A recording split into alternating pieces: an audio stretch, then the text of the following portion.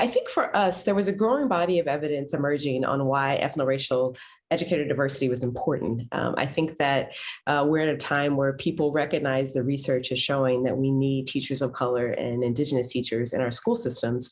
But one of the things that we were really concerned about is being clear about research driving the direction of the conversation. What this handbook does is it also addresses kind of program design. What does the research say as it relates to programs that kind of effectively prepare teachers of color and Indigenous teachers? We have these 11 domains of inquiry, which includes recruitment and retention, but also program design, human resource development and induction, mentorship, professional development, looking at the contributions that minority serving institutions make to the scholarship on how to effectively prepare teachers of color and Indigenous teachers, but also thinking about educational impact, looking at the pedagogical and leadership practices that teachers of color and Indigenous teachers enact in order to be effective, and thinking about the policy implications and thinking about intersectionality as well.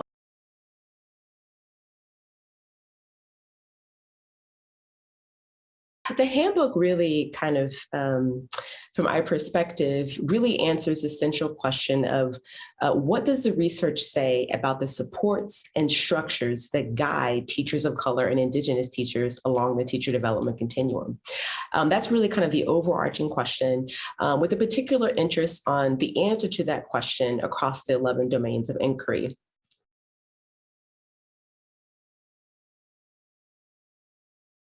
This particular handbook has a kind of sharp and narrow focus of looking at the important kind of equity and justice issue of making sure that we have more ethno-racially diverse educators in the teacher workforce. Not only does it have a sharp focus in terms of examining teachers of color, Indigenous teachers, but it has these 11 research domains that really tries to drill down on what we know and do not know.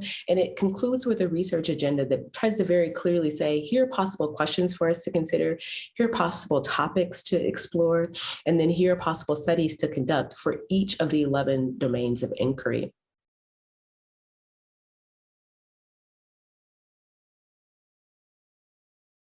The value of the handbook to practitioners and to policymakers is that the 11 sections address the life course of a teacher's career. And so the handbook will serve as a resource to our colleagues in the practice and in the policy space to design evidence-based practices and policies aimed at recruiting, supporting, developing, sustaining, and retaining Indigenous teachers and teachers of color.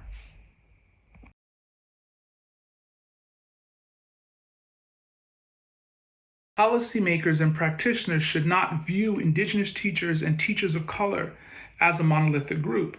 We selected handbook chapters that uniquely examine the experiences of Latinx teachers, of Asian American teachers, of Indigenous teachers, of Black teachers, to underscore that while these educators have been historically resilient while teaching in and resisting settler colonial and Eurocentric contexts and policies, that these educators have unique experiences of which policymakers and practitioners should be mindful.